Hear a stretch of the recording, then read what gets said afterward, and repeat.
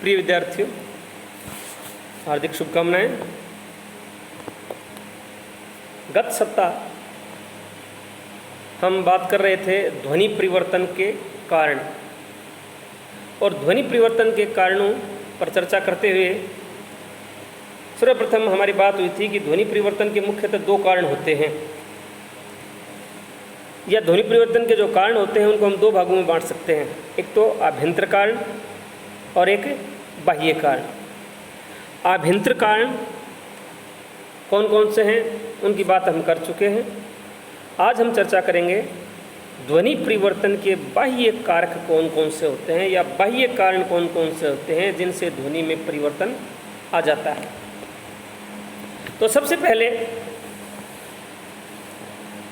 बाह्य कारकों की अगर हम बात करें तो सबसे पहला कारण है भौगोलिक प्रभाव।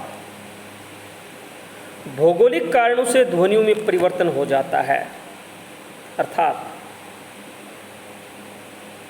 व्यक्ति या लोग बाग जिस इलाके में रहते हैं, जिस भौगोलिक वातावरण में रहते हैं, उनकी ध्वनियों में उस हिसाब से उच्चारणगत परिवर्तन आ जाता है। ठंडे प्रदेश में रहने वाले लोगों की ध्वनियों का उच्चारण अलग होगा, और गर्म प्रदेशों में रहने वाले लोग जो हैं उनकी ध्वनियों का उच्चारण अलग होगा। ये स्पष्ट है कि भौगोलिक कारणों से ध्वनि में परिवर्तन हो जाता है।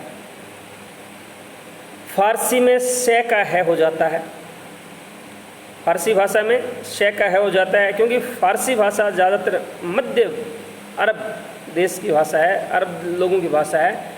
वहाँ गर्मी ज़्यादा है और गर्मी में से का उच्चारण है हो जाता है।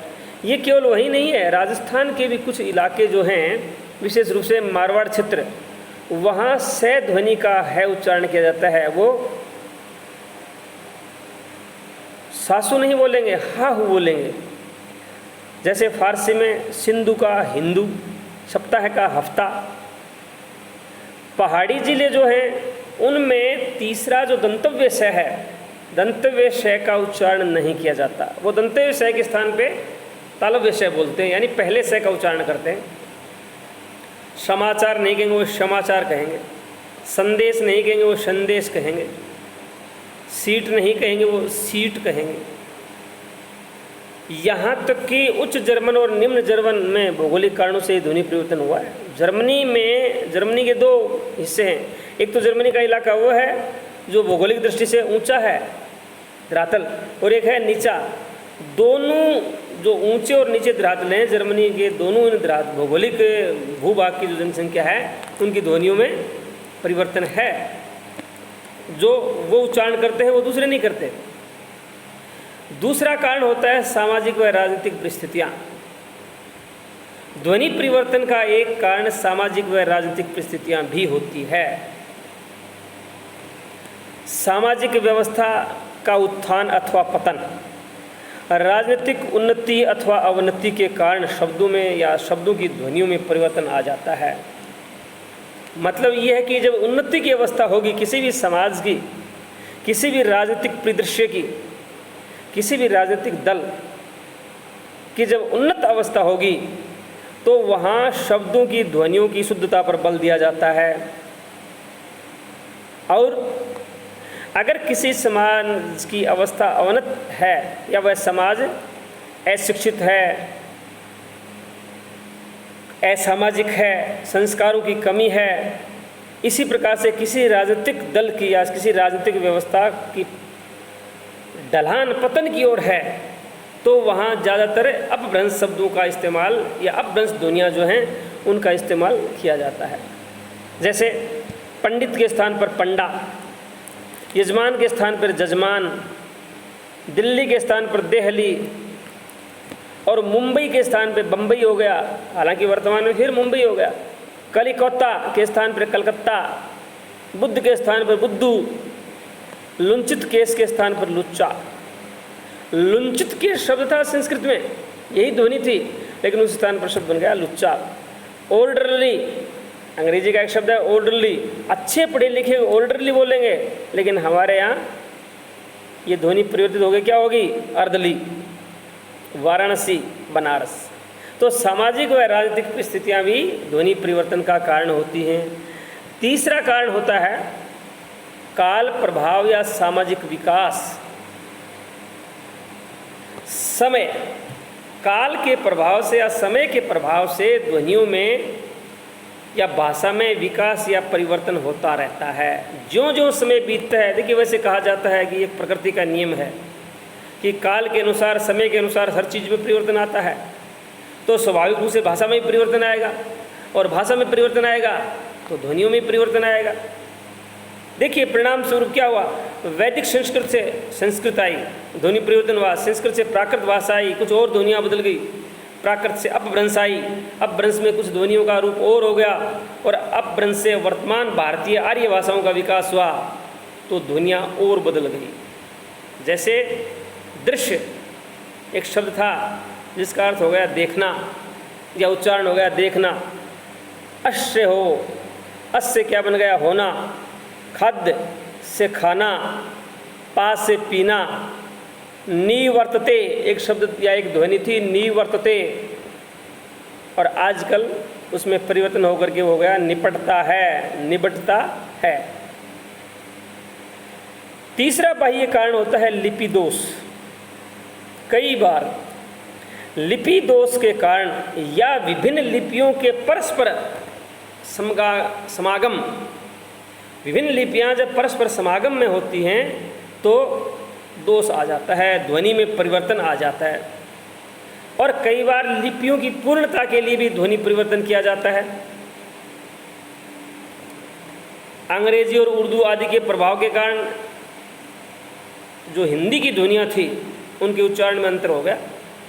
जैसे राम, अब इसको अंग्रेजी में लिखेंगे RAMA, तो कुछ लोग बोलने लगे रामा, कृष्ण के स्थान पर बोलने लगे। एक ए लगने से, इंग्लिश में ए लगता है तो लोगों ने कृष्णा बोलना शुरू कर दिया। आर्य, आर्या, बुद्ध, बुद्धा, गुप्त, गुप्ता, मिस्र, मिश्रा। ये सारे के सारे ध्वनि परिवर्तन लिपि दोष की वजह से आए। देखिए, एक और हमारे आधुनिक बोलचाल में डॉग एक शब्द है, DOG डॉग, और हमने हिंदी में हमारे आधुनिक पढ़ी लिखी महिलाएं उसको डोगी बोलती हैं, लोग बोलते हैं। उर्दू के प्रभाव के कारण आर्य समाज, आर्या समाज, प्रचार, प्रचार, अर्जुन, अर्जुन, इंद्रजीत, इंद्रजीत, सुरेंद्र, सुरेंदर या सुरिंदर हो गए। ये लिपि का प्रभाव है। लिपि के एक लिपि का दूसरी लिपि पर जब प्रभाव होता है तो ध्वनि परिवर्तन हो जाता है।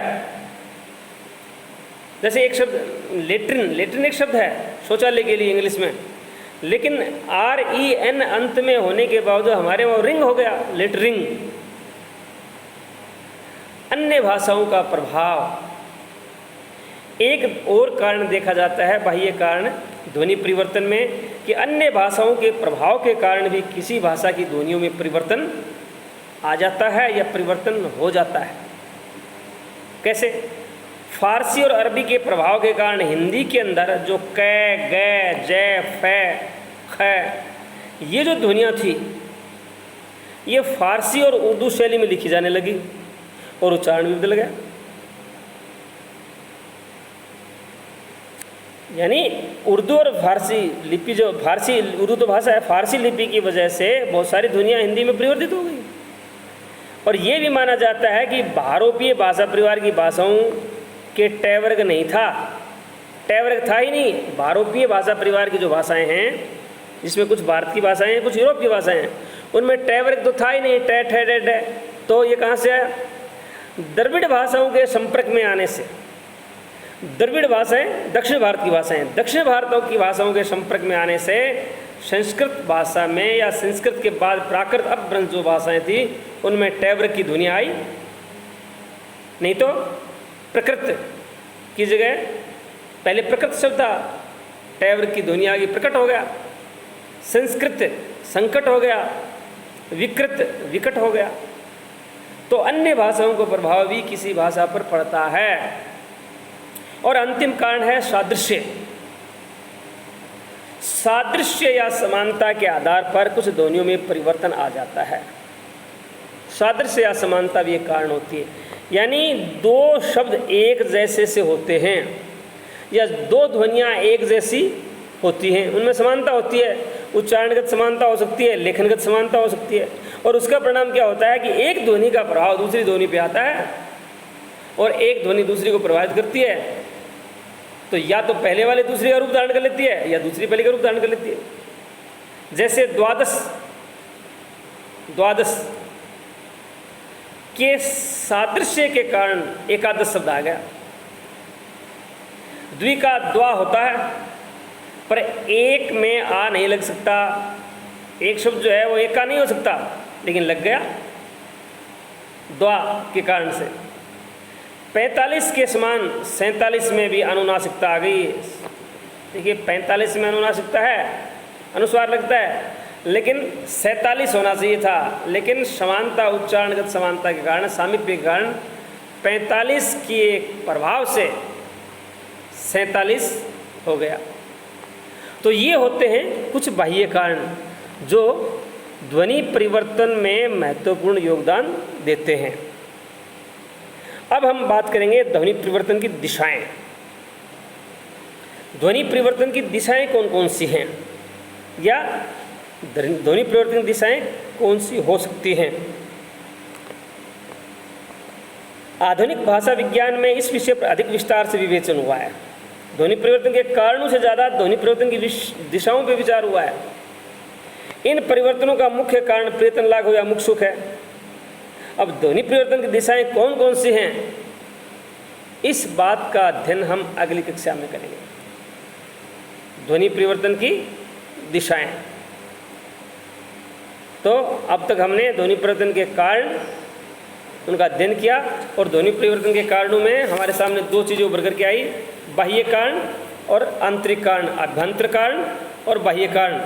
अभ्यंतर कारणों में प्रेतन लाघव या मुख सुख, लघुकरण की प्रवृत्ति, अनुकरण की अपूर्णता, अशिक्षा, शीघ्र भाषण, भावावेश, काव्यात्मकता, बलाघात, कृत्रिमता और भ्रामक व्युत्पत्ति, ये 10 कारण दिए थे हमने आभ्यंतर कारणों में। और बाह्य कारणों में भौगोलिक प्रभाव, सामाजिक व राजनीतिक परिस्थितियाँ, काल प्रभाव या सामाजिक विकास, लिपि दोष, अन्य भाषाओं का प्रभाव और सादृश्य, ये 6 कारण बाह्य कारण माने गए थे। बस आज के लिए इतना ही, बाकी कल। धन्यवाद।